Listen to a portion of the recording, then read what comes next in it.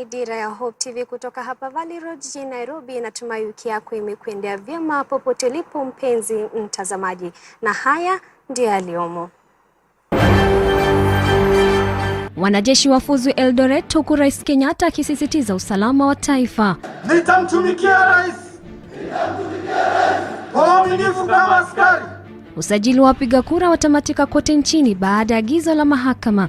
IEBC cannot be in the forefront of disobeying court orders. Wanafunzi kuenda likizo kufuatia mikasa ya moto shuleni. This school is full of arrogance, full of intimidation. Mwanamke mmoja kumbatia uendeshaji bodaboda wa Singishu licha ya changamoto katika sekta hiyo. Na michezoni, Vihiga Queens kucheza mechi ya kwanza Cairo Jumamosi hii. Karibu kwenye taarifa kamili. Nambari ya kuwasiliana nasi ni 22232, na pia mtazamaji waweza kututazama kupitia mtandao wa Facebook na pia YouTube at Hope TV Kenya. Nafahamika kama Dolly Mwirigi. Karibu mpenzi mtazamaji. Rais Uhuru Kenyatta Ijumaa akiwa pamoja na waziri wa ulinzi Eugene Wamalwa na gavana wa Elgeyo Marakwet Alex Tolgos aliongoza hafla ya mwaka huu ya kufuzu kwa majeshi wa ulinzi KDF katika kambi ya Moi Barracks mjini Eldoret, kaunti ya Uasin Gishu. Kenyatta amesema kuwa usalama ni jukumu la kila mmoja na kuwataka wanajeshi kuendelea kuweka nidhamu ya kutosha ili kulinda taifa hili. Hii ni mara ya 3 katika historia ya matukio haya kama kwa umma kuzuiwa kuhudhuria hafla hiyo ya kupendeza huku kukiwa na janga la corona. Uaminifu kama askari wa majeshi yote ya Kenya.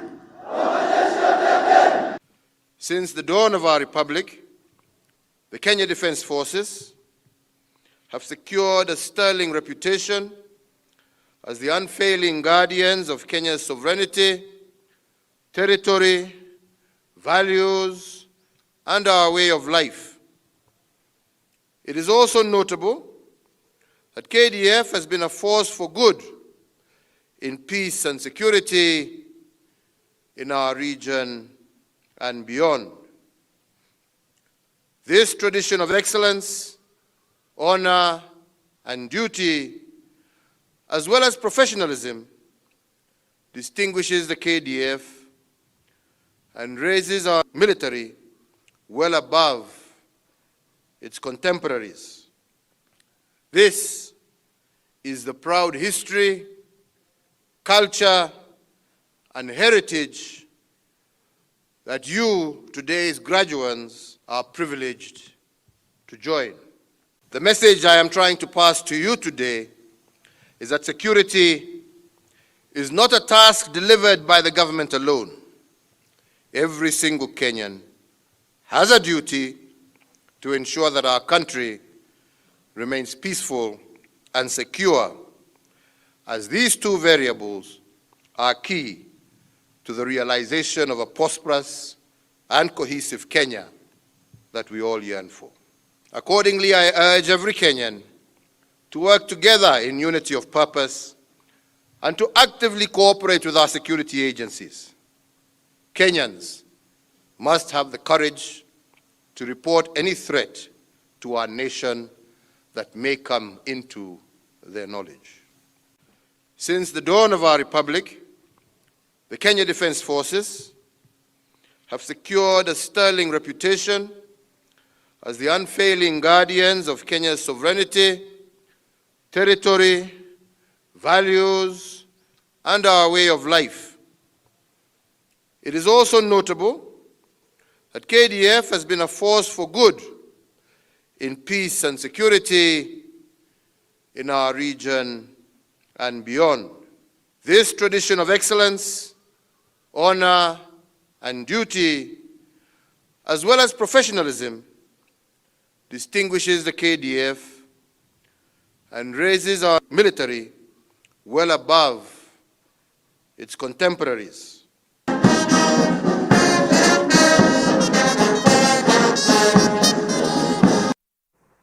Tume ya IEBC imesitisha rasmi zoezi la usajili wa wapiga kura. ambalo limekuwa likiendelea nchini. Zoezi hilo lilimalizika saa 12 na dakika 29 Ijumaa jioni baada ya IEBC kupata agizo kutoka kwa mahakama mjini Eldoret. Dickens Luvanda anatuarifu kuhusu shughuli nzima ya usajili wa wapiga kura na changamoto zinazoikumba IEBC. Baada ya vuta ni kuvute ya kuendeleza zoezi la kuwasajili wapiga kura wapya nchini, sasa ni bayana kuwa zoezi hilo la mwezi mmoja limetamatika. Tume huru ya uchaguzi na mipaka nchini IEBC imetangaza kutamatika kwa shughuli hiyo kufikia jioni ya saa 11:29 Ijumaa ya tarehe 5 Novemba kama ilivyoagiza mahakama kuu mjini Eldoret. By both parties that the application before the court is very serious, both in terms of finances to be incurred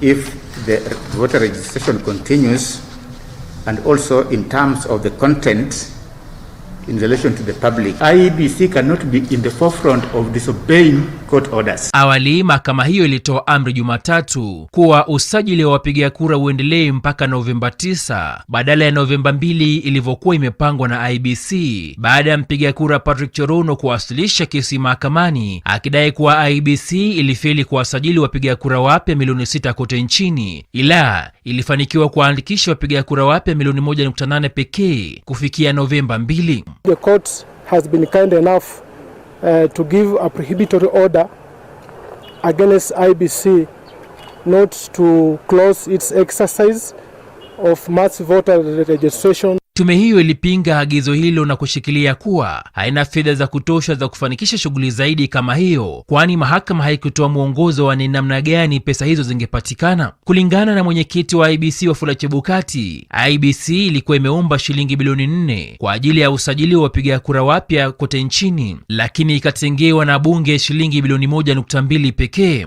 Mnamo Jumapili, Kamishna Francis Wanderi akizungumza katika chuo kikuu cha Kabianga kule Kericho alisema kuwa angekutana na makamishna wenzake ili kujadili pendekezo la kutaka wanafunzi wa vyuo vikuu waongezewe muda wa kujisajili kama wapiga kura. Zoezi la mwezi mmoja la usajili wa wapiga kura liling'oa nanga Oktoba 4 mwaka huu 2021 katika vituo vya usajili 27,241 na vituo 52 vya Huduma Center kote nchini. Taarifa kutoka kwa Chebukati iliarifu kuwa IEBC pia inahitaji shilingi bilioni 1.3 zaidi ili kukagua daftari la wapiga kura na kuondoa majina ya waliokufa na watu ambao taarifa zao zina dosari, jumla ya shilingi bilioni 40.9 zikihitajika kujiandaa kwa ajili ya uchaguzi mkuu wa Agosti 9 mwaka 2022. Kwa sasa tume hiyo ilipewa shilingi bilioni 36.5 badala ya bilioni 4.4, hivyo basi kuhujumu utendakazi wake.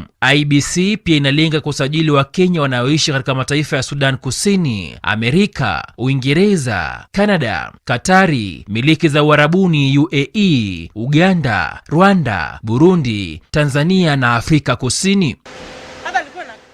Dickens Luvanda, Dira Ya Hope TV. Shukran sana Luvanda kwa taarifa hiyo. Wasiwasi umetanda katika mamlaka ya kusambaza dawa na matibabu nchini KEMSA kufuatia mkutano wa Alhamisi uliofahamisha wafanyikazi kuhusu mabadiliko ya mamlaka hiyo. Idadi kubwa ya wafanyikazi wametakiwa kufanyia kazi nyumbani, wafanyikazi hao sasa wakihofia kuwa labda ni njia moja ya wao kufutwa kazi. Mwenyekiti wa bodi ya KEMSA Mary Mwadime alisema agizo hilo litapisha mchakato wa mageuzi ya mamlaka hiyo. All non-core staff members have been released to work from home as the necessary consultations progress. The core operating teams and our caretaker management team have been notified, appointed, and mobilized to ensure seamless operations in the intervening period. The board confirms that the necessary interventions have been put in place to avoid undue disruptions to service delivery and the day-to-day operations of KEMSA. I'll be working from home as per the directive from the board. Although I don't know the kind of work which I'll be working from home, because the work which we normally do here as the procurement, it involves documents, and those documents are here. And the documents, the public documents, and nobody is allowed to go with them out of this organization. So whatever we'll be working from home, Maybe this is just a sack. There's no working from home. This is sacking. No working from home. Our work involves working from here. We engage the suppliers from here. KEMSA, as an authority, is currently grossly underperforming and largely unable to meet clients' urgent needs, particularly the delivery of essential medicines and products to the counties, referral hospitals, and to the programs. This has indeed endangered the lives of Kenyans. The board has issued general notice letters to all staff working with KEMSA this morning. Mapema wiki hii tume ya ugavi wa mapato CRA ilisema haitaongeza serikali za kaunti jumla shilingi bilioni 381.5 kwenye mwaka wa kifedha wa 2021-2022.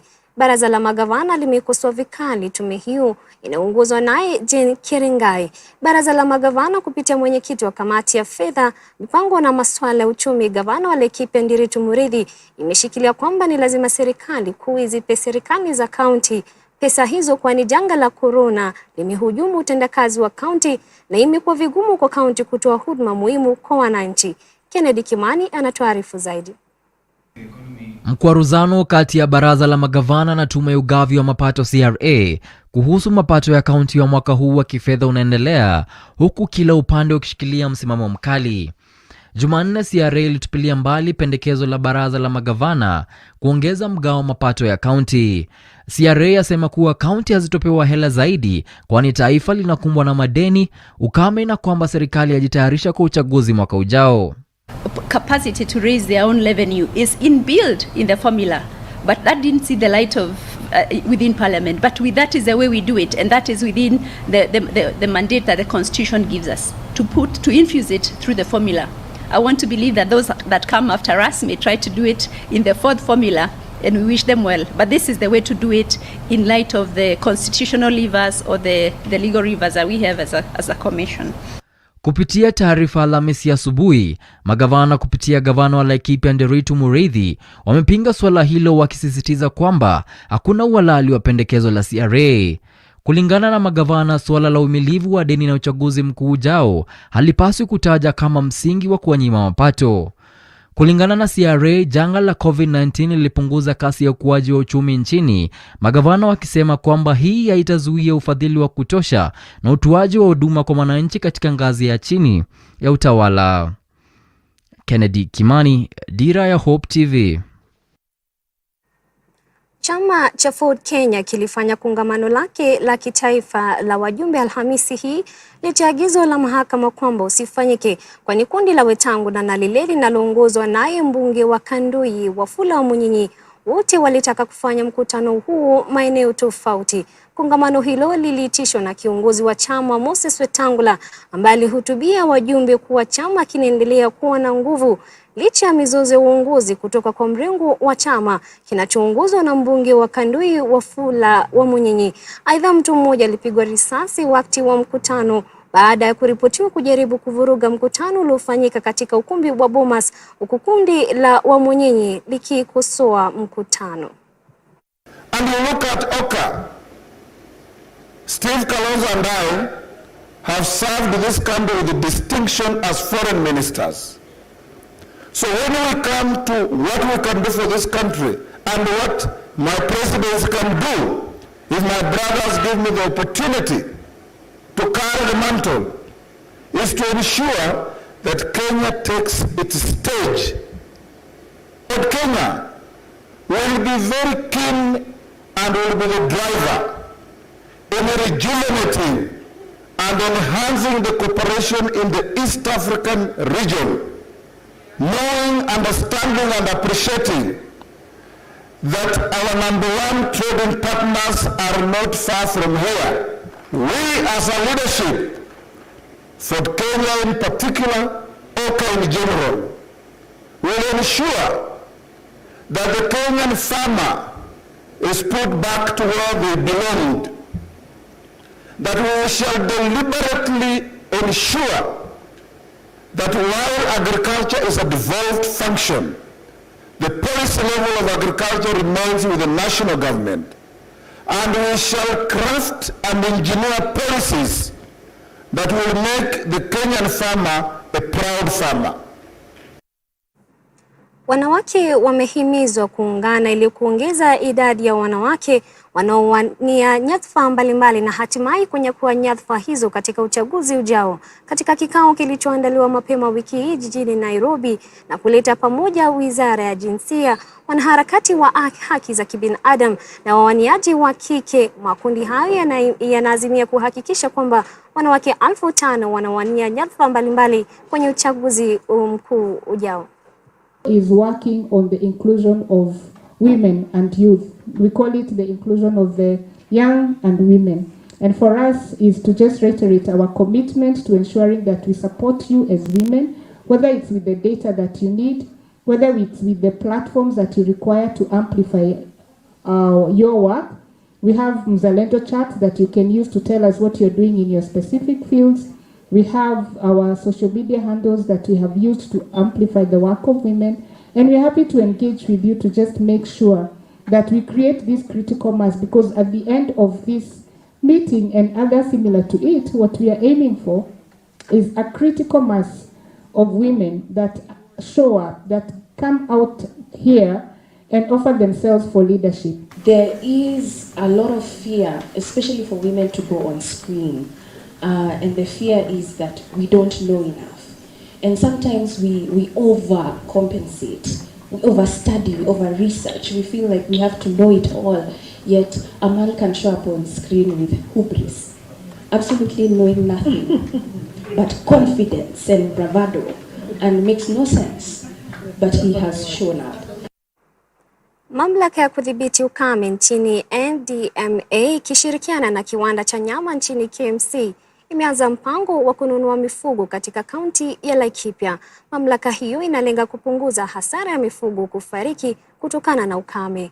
Ng'ombe 400 watanunuliwa katika awamu ya kwanza, huku idadi hiyo ikiendelea kuongezewa. Kulingana na mratibu wa NDMA Guyo Gulicha, maeneo ya Mukogodo Mashariki na Magharibi, Segera na Olmoran ndio yaliathirika zaidi na ukame na kuacha takriban watu 25,000 huko Laikipia Kaskazini wakikabiliwa na baa la njaa.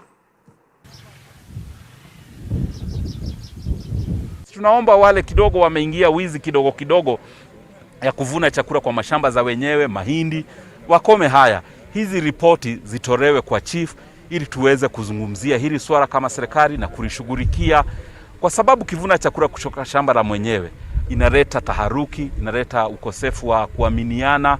It creates a lot of mistrust and friction among the society members here. Haya ni mambo wananchi tumewaelezea, na wiki jana tumegawa chakula, mchere, maharagwe na mafuta, na utakuwa ni mgao wa kila mwezi mpaka wananchi wapite wakati huu mgumu wameathirika na kiangazi. Kuna sehemu hizi za Oromoran, kuna sehemu za Mokogodo, Laikipia North zimeathirika na njaa, lakini serikali inashughulikia na kumekuwa na mgao wa chakula sehemu za Evi, Ngarendare, hapa Oromoran, Ronyek, kila mahali serikali imetupa chakula na tunafikishia wananchi.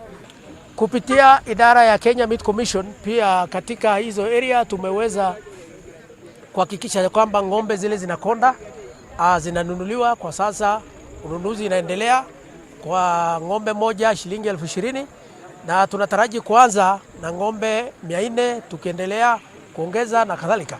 Kwa hivyo hilo ndio jambo ambayo kwa sasa inaendelea.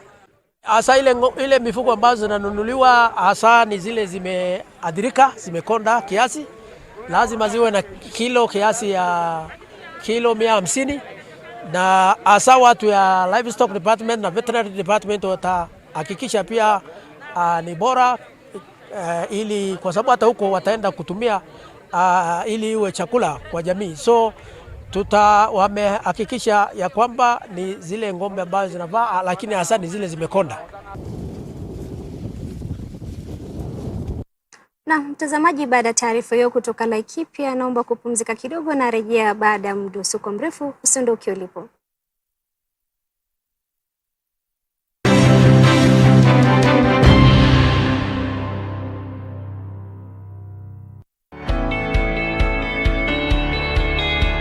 Dunia ni mali ya Bwana na vyote vijazavyo. Nguruwe ni mali ya Bwana au? Ni mali ya Bwana. Bata ni mali ya Bwana? Ni mali. Wewe kula basi. Acha mambo mengi. Yesu ndiye njia. Muislamu yoyote ambaye anamkataa Yesu, kwanza sisi tunamjua ni kafiri. Bila huyu Yesu, mtu aendi kwa Baba. Ungana na walimu wa neno wanapochambua masuala tata katika Biblia, wakiyalinganisha na vitabu vingine vya kidini. Je, kuna ushahidi wowote Muhammad aliwahi na Qur'ani? Na hii Qur'ani muliitoa wapi? Halo? Piga simu moja kwa moja na pia uchangie kupitia SMS na Facebook. Itawezekana kitabu cha Biblia ambaye mwanakiamini kuwa ni kitabu cha Mwenyezi Mungu ishindwe kumtabiri mtu ambaye ana wafuasi zaidi ya bilioni 100 duniani? Je, Muhammad amekufa ama yuko hai? Ungana nasi kila Jumamosi saa 2 hadi saa 4 ya usiku kwenye runinga uipendayo ya Hope TV.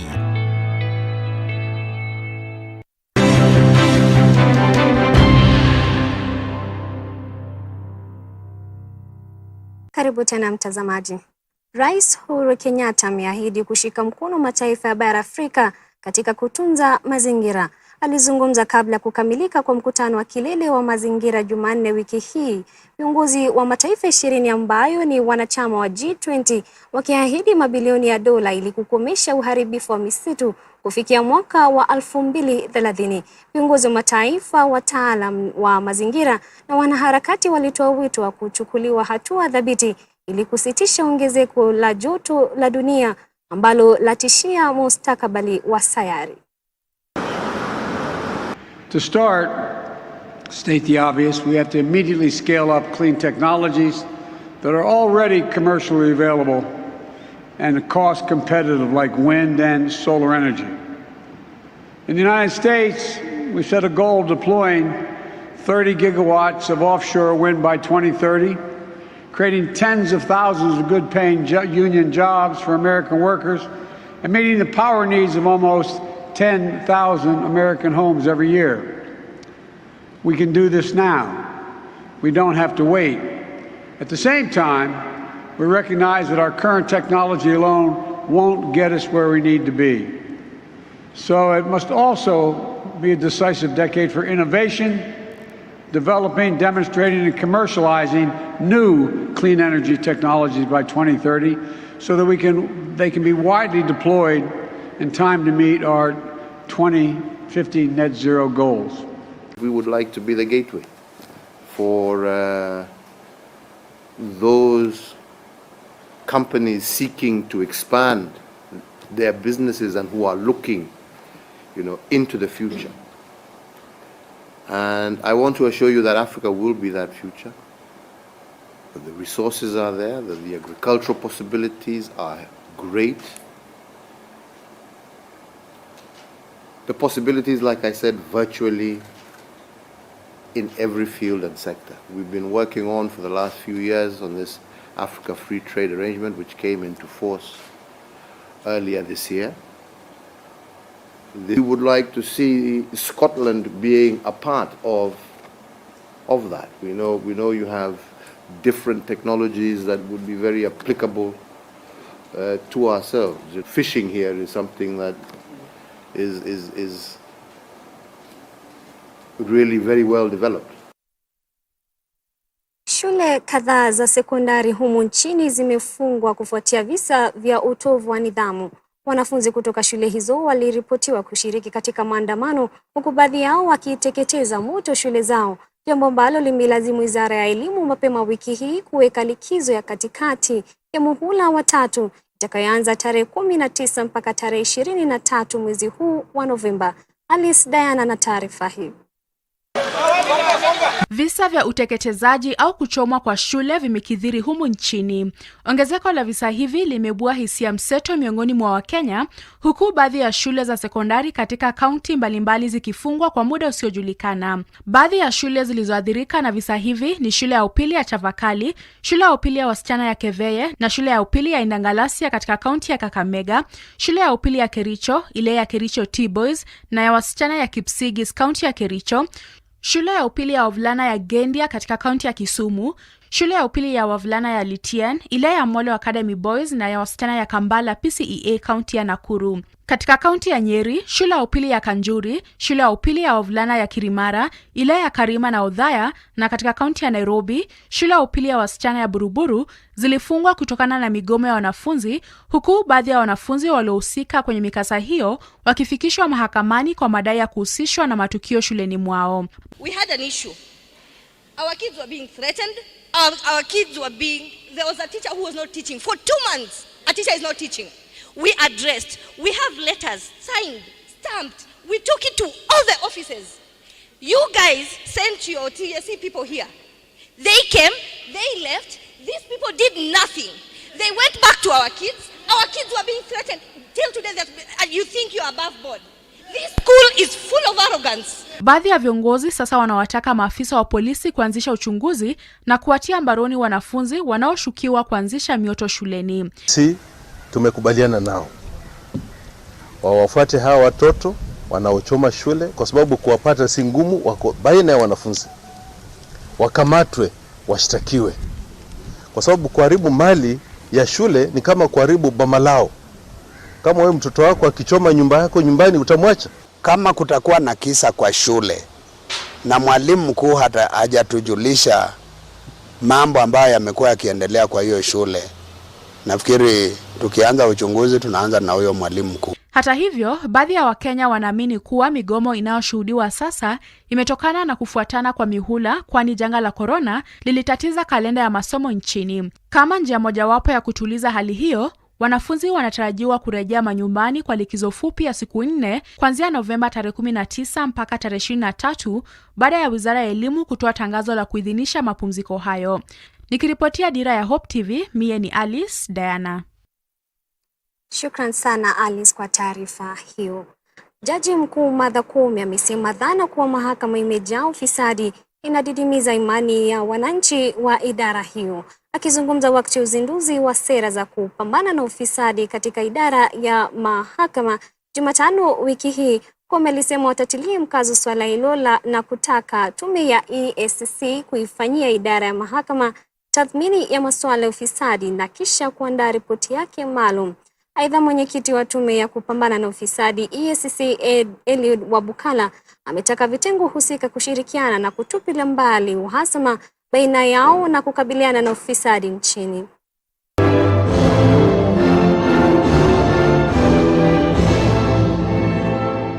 Declare systems reviews into the project management, register and records management processes of the judiciary officially launched.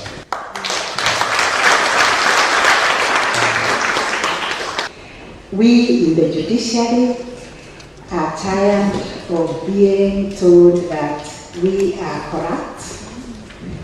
This perception in our country that the judiciary has really not gotten rid of corruption within our systems that we operate. And the consequence of this lingering perception is that the public confidence and trust in the judiciary has remained low. Baada ya siku 23 za mgomo wa hudumu wa afya kaunti ya Embu, hatimaye shughuli za huduma zilirejea kama kawaida Jumanne wiki hii baada ya serikali ya kaunti kuwafikia matakwa yao. Wahudumu hao walikuwa kwenye mgomo kwa madai kuwa mwajiri wao alishindwa kuwasilisha matakwa yao kwa mamlaka husika, ukosefu wa vifaa vya matibabu vya kutosha pamoja na kuratibiwa kwa marupurupu ya mishahara kwa wafanyikazi walio kwenye mkataba. Mwenyekiti wa chama cha wauguzi KNUN Embu Joseph Ngwasi alitoa changamoto kwa bunge la kaunti kuangazia tena bajeti ya afya kwa lengo la kutenga pesa za kutosha ili kuhakikisha utendakazi mzuri katika vituo vyote vya afya vya umma. Having come to a conclusion on a number of matters of what the industry action was about, and I'm calling my colleagues, we rise in the next 48 hours, we rise, go back to office. The matters that were on the table are remittance. There was a deadlock on remittance, which we have covered up to the month of August. Department of Finance can confirm that we have a deadline to have cleared the remaining 2 months. And I want to call upon every person in office in the Department of Finance to do his work, so that we don't get this deadlock again past the 31st of December, please. Another deadlock was on employees under contract. Also, we have come to a conclusion on a certain deadline. Public Service Board needs to rise, ban the midnight oil until by the deadline of what we have come to an agreement on matters of contract employees should be cleared. In the next few days, these accounts are fully up to the position, of course, expectant, so that we don't get into this kind of a situation again. Of course, we have every reason to make sure proper human capital management is done. And let me say, particularly with my colleague here, CC Public Service, we basically are in agreement that we basically need to open a new page as far as that bit is concerned, so that we engage with all the various unions proactively. We don't have, as my brother said, wait until we get to this kind of situation. Of course, a lot of time we get wasted and other resources. So the way forward, we agreed, is to ensure we continue engaging with other unions frequently, conveniently, and of course timely, so that we are able to address some of the issues that affect the work environment as much as possible, and of course quite in advance. Sekta ya bodaboda imekuwa ikitoa nafasi za kazi kwa vijana wa kiume kwa muda mrefu, lakini kutokana na ukosefu wa ajira nchini, wenzao wa kike nao wameanza kujitosa katika biashara hii. Patroba Ujuanga anasimulia jinsi Eda Jepchumba Maswai, mmoja wa waendeshaji bodaboda mjini Eldoret, anavyokumbana na changamoto baada ya kujitosa katika tasnia hiyo inayodhaniwa kuwa ya jinsia ya kiume pekee. Ukosefu wa ajira nchini umekuwa kama donda sugu lisilo na tiba, baadhi ya Wakenya wakijitosa katika biashara tofauti zinazokisiwa kuwa za jinsia fulani licha ya changamoto. Eda Jepchumba Maswai, mmoja wa wanawake wachache wanaoendesha bodaboda katika mji wa Eldoret, anasema kuwa jamii inaonekana haiko tayari kuwakubali katika sekta hiyo. What really made me to ride a bodaboda ni kwa sababu kazi hakuna Kenya, na at least inaniingizia mapato, na hata kama sisi wanawake tuko na challenges, tunajaribu kujikaza ndo at least tupate mapato, tusomeshe watoto. Ingawa Jepchumba anakiri kuwa wanawake wanaweza kuwa tofauti na wanaume katika sekta hiyo, kwani wanawake siku zote ni makini barabarani. Kuna wale makastoma wenye hata hawawezi kubali umbebe because wanaona a lady ananibeba. So but Kenya ningependa kuwashua watu ni kwamba ladies, they are slow, yes, but at least tutafika kwenye tunaenda. At least we are those riders wenye tunaenda pole pole, lakini tutafika kwenye tunataka kuenda. Joseph Mushiri, mhudumu wa bodaboda, anadhibitisha kwamba kuna haja ya kuwepo kwa elimu kwa jamii na zaidi miongoni mwa wanabodaboda kuwakubali wanawake kama waendeshaji bodaboda. Kuta wengine wamekosa adabu kiasi ya kwamba unakuta wakipapasa wanawake, na hiyo ni harassment ambayo sisi kama wana pikipiki tuna ama kikundi cha MTRH Boda Salama tunafanya kampeni leo ili hiyo kitu ikome. Winnie Imani, ambaye anafanya kazi katika shirika la Global Civic Education GCS, ambalo limekuwa likielimisha jamii kuhusu jinsia na haki za kibinadamu, anasema malezi ya kitamaduni na mila miongoni mwa jamii yamefanya iwe vigumu baadhi ya watu kukubali wanawake kufanya biashara ya bodaboda. Kwa sababu ya culture, kwa sababu ya traditions, na kwa sababu ya vile tumekuwa oriented socially na society yetu, mwanamke yako na zile specific roles. So that ukipata mwanamke yako na interest ya kuingia kwa hii sekta ya bodaboda, it is not something that is welcomed so well. Wanabodaboda ambao wengi wao ni wanawake, wanaume wanaangalia, wanaona mwanamke haezi fanya hii kazi vizuri.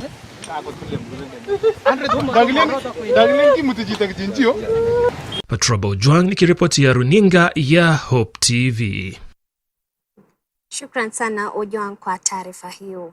Wazazi na wanafunzi wa shule ya msingi ya Kamwange katika kaunti ndogo ya Gatundu Kaskazini wanaishi kwa hofu baada ya zaidi wa wasichana 10 kudaiwa kupagawa na mapepo siku chache zilizopita na kutatiza masomo. Tukio hilo lasemekana kutokea Jumanne wiki hii ambapo wanafunzi 5 walipoteza fahamu shuleni na kuanza kutambaa kwa muda uliokaribia saa 1. Hii hapa taarifa hiyo. Wazazi na wanafunzi wa shule ya msingi ya Kamwange katika kaunti ndogo ya Gatundu Kaskazini wameingiwa na wasiwasi baada zaidi ya wasichana 10 kudaiwa kusumbuliwa na mapepo siku chache zilizopita na kutatiza shughuli ya masomo. La kushangaza zaidi ni kuwa walioathirika ni wasichana wa gredi ya 2 na ya 3 pekee. Wasichana 5 walipoteza fahamu katika eneo la shule na kuanza kutambaa chini kwa karibu muda wa saa 1 huku wakilia na kupiga kelele mbele ya wazazi wao siku ya tukio hilo Jumanne. Kamwange Primary is one of our primary schools very near this office, and this is the first time we have heard about such an issue. It started last week, and we would find a few pupils fall and others behave in a funny way. But what we usually do, and that is for every school, we invite the medical personnel from Igegania, and because that is the nearest. And then what happens is that they are able to go through or assess the situation, and what was found is that they had no charges. Wazazi hao walikuwa wameitwa katika mkutano baada ya tukio lingine la Ijumaa wiki iliyopita ambapo wasichana 6 walidaiwa kupagawa na kuanguka chini na kupoteza fahamu. Today this morning we heard about 6 children, and it caused a lot of panic to parents. And so the head teacher invited the parents, and fortunately some of the parents were pastors in local churches, and also invited the sponsor of the school, which is Catholic sponsored. Ilichukua hatua ya ofisi ya elimu eneo hilo, bodi ya shule na baadhi ya wazazi ambao waliwapeleka walioathirika katika hospitali ya Igegania level 4, huku afisa wa elimu wa kaunti ndogo ya Gatundu Kaskazini Edith Mudhoni akisema matokeo ya matibabu yalionyesha kuwa wasichana hao walikuwa sawa kiafya na kuruhusiwa kwenda nyumbani. What now they did as a community is to have those pastors, the parents, the staff and the board of that school. They decided to play together with the children, and by late afternoon they were all settled and well.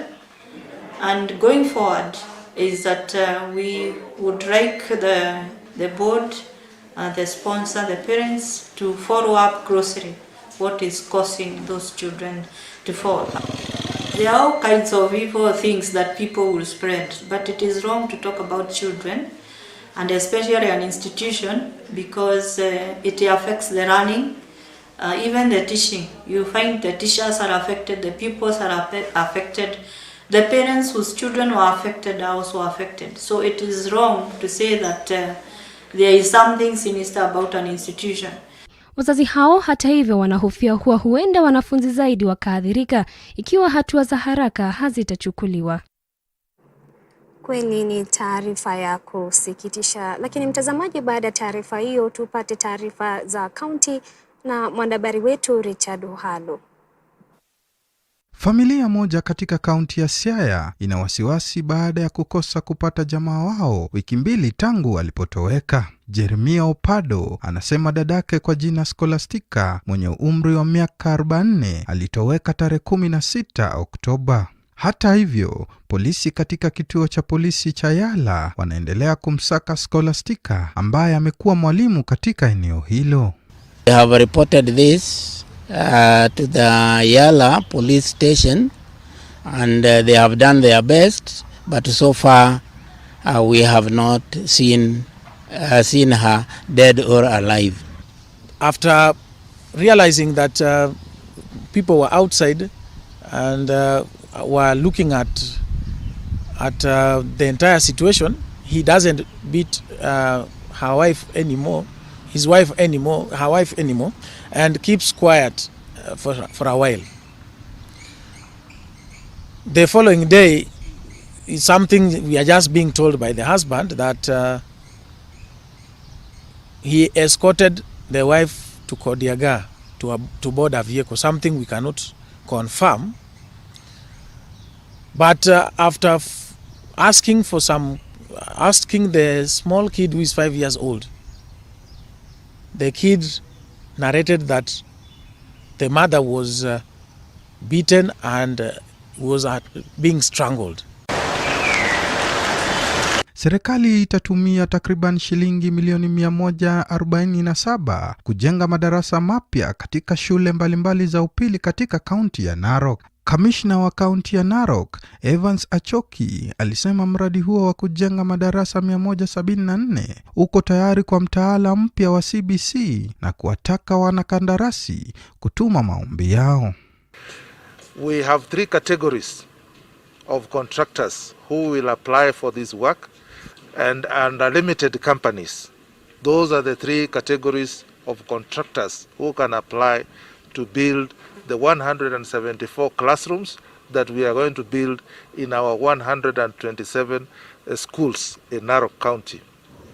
So we have agreed that after the advertisement is made, the contractors will apply, and after they have applied, we will evaluate and then award. So we are appealing to all those fundis, local fundis, who have been building homes. They now have an opportunity to build classrooms for our children in our schools in Narok County. After we have identified the contractors, it is the responsibility of the school to identify for us where the classroom will be built. Katika kaunti ya Nakuru, serikali pia itajenga madarasa 541 kabla ya wanafunzi kutoka shule za msingi kuingia shule za upili kwa gharama ya shilingi milioni 426.3. Mkurugenzi wa elimu katika kaunti hiyo, Frederick Osewe, alisema Wizara ya Elimu ikishirikiana na Wizara ya Mambo ya Ndani na Hazina ya Kitaifa ili kuweka mfumo wa ujenzi wa vyumba vya madarasa katika shule 300 zilizochaguliwa ili haswa kutoa nafasi ya zaidi inayohitajika kwa muda wa masomo. Because this is a national project, every other locality shall produce its own fundis who will do the construction. So the idea is to deliver classrooms to the schools and also to put money in the pockets of the people who live within the locality of the sub-counties of Nakuru. Actually, the instruction is the fundi should be a person residing or working within the vicinity of the school in which construction is taking place.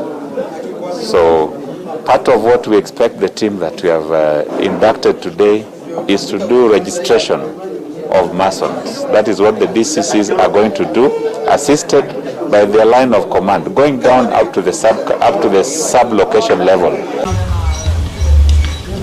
Maelfu ya wakazi wa Kirinyaga wana sababu ya kutabasamu baada ya kukamilika kwa miradi mbalimbali ambayo sasa inakabiliana na uhaba wa maji maeneo mbalimbali ya kaunti hiyo. Jumla ya miradi 29 ya maji ikikamilika katika mwaka wa fedha uliopita, huku mingine ikiendelea hivi sasa. Mimi mkaaji hapa Kisagi ya Kiboro, na hii maji imetusaidia sana, maana natumia na watu kutoka 2,500, na kwa hivyo watu wanawake wanasaidika sana, maana wasaidi baadhi sasa kutoa maji pale tunatoa hapo Kanyerere.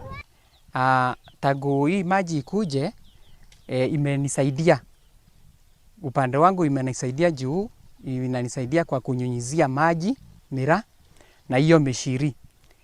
Kuna hii tanki unaona hapa imejengwa na kuna maji inaingia, na kuna watu wako na upande wa chini na wanasaidika na hiyo maji.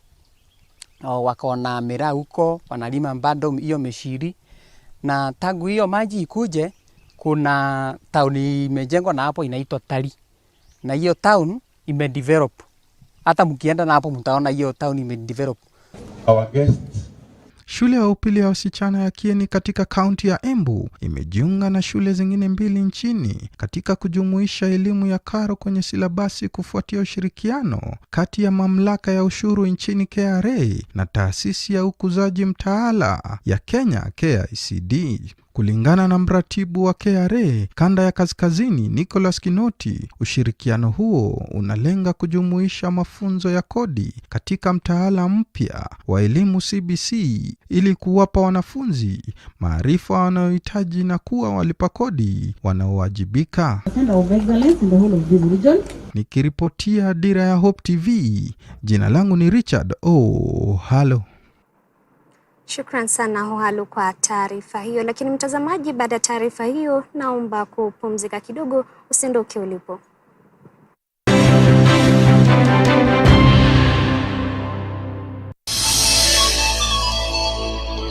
Our Christian life is not just about God always stepping in when you are in trouble. But sometimes you need to go through the valley of the death and God will say, angels, stand away. He must go through that. She must go through that. Because out of this would come something greater and more beautiful.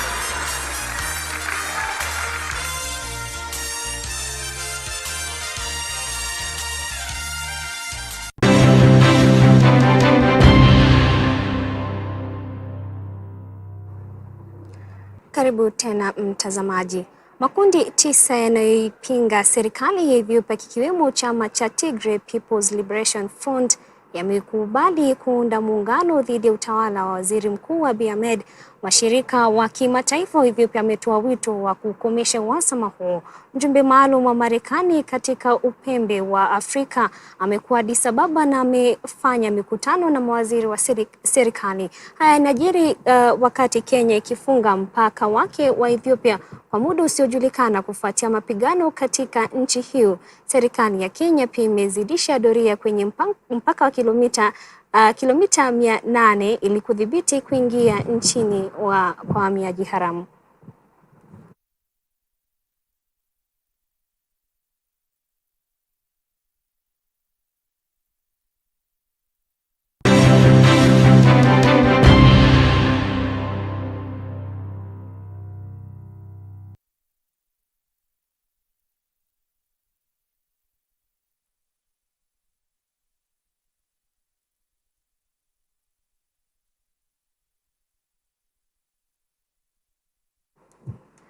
Wafugaji wa samaki katika kaunti ya Siaya wamepokea mchango wa dagaa 100,000 huku katibu mkuu katika idara ya uvuvi Daktari Francis Owino akitoa wito wa kuwepo kwa ushirikiano na sekta ya kibinafsi ili kukabiliana na changamoto zinazokumba sekta hiyo. Akizungumza na waliofaidika katika afisi za uvuvi za Siaya, Daktari Owino katika hotuba yake iliyosomwa na naibu mkurugenzi katika wizara hiyo Titus Kilonzi alisema kuwa upatikanaji wa mbegu bora za samaki na malisho unaendelea kuwa changamoto kubwa inayochangia kwa asilimia kubwa gharama ya jumla ya uzalishaji.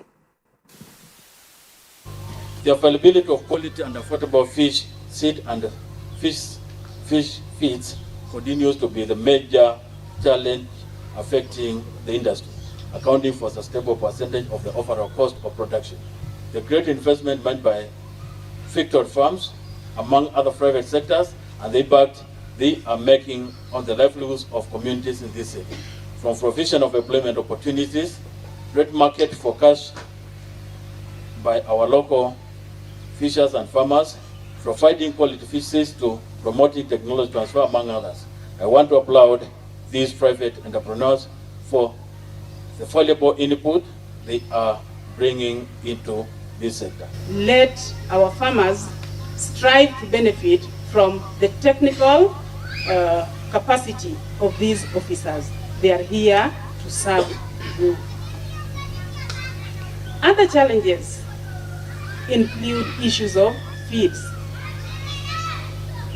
quality feeds, and the county is trying to address this through bringing together the feed millers, talking to the farmers who produce some of the ingredients for the manufacture of these feeds, so that they enhance production. And through our ASDSP program, we have taken up some of these crops as supporting enterprises.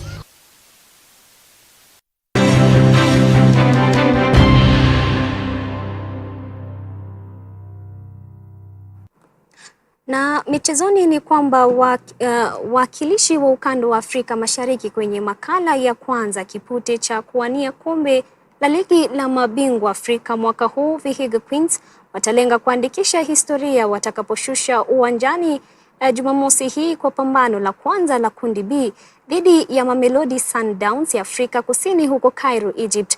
Vipusa hao watashiriki mashindano hayo baada ya kunyakua kombe la Sekafa waliposhinda Central Bank of Ethiopia mabao 2-1 kwenye fainali.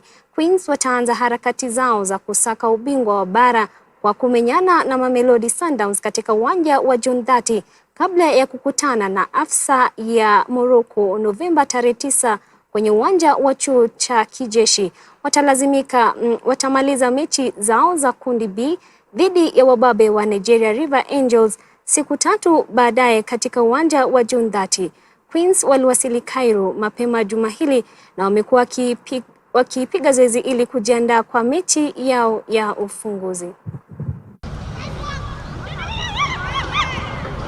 Kienda Egypt nataka nikuwe top scorer pia na sitaangusha nchi yetu na kitu yenye naweza sema tukipewa support takuwa tenda kucheza vizuri na taangusha nchi yetu. Si kwanza tunataka tuingie semis, then from there tufike finals, from there tukuja na title. Naweza ambia mafans wote wa Kenya watupatie hiyo support, ni important sana na tutawa let down. We are champions in Kenya, and of course also we are going to meet other champions from Africa. So I think this is a great opportunity for us to see how far we have made strides in Kenya in the women football. So we believe with the support that we have, the goodwill from the Federation, the county government of Vihiga and the Ministry of Sports, we are going to perform equally good. For now we have a full squad, every girls are ready. So we have worked well with the fitness coach, and he has promised that we are going to have a very fit team while we are going to be in Egypt. That was a very good parameter for us to measure our levels, because we met the best clubs in other regions. So it was a good platform for us to meet different clubs with players from the national teams. Also the coaches were there for national teams. So I believe that that Sekafa gave us an opportunity for us to build our capacity in terms of women development. We have had good preparation since we played last the Sekafa interclubs in Kenya. We have been in camp for more than a month, so we believe that with the good preparations that we have had, we are going to have a very interesting tournament in Egypt. Na mtazamaji, baada ya taarifa hiyo ya michezo inatukamilisha Dira ya Hope TV jioni ya leo. Shukrani za dhati mpenzi mtazamaji kwa kutazama taarifa zetu, na kwa wale wote waliweza kufanikisha taarifa hizi. Hadi wakati mwingine Mola atakaporidhia. Jina langu ni Dolly Mwirigi. Kumbuka kwamba jua litawaka na tutajaribu tena. Usiku mwanana.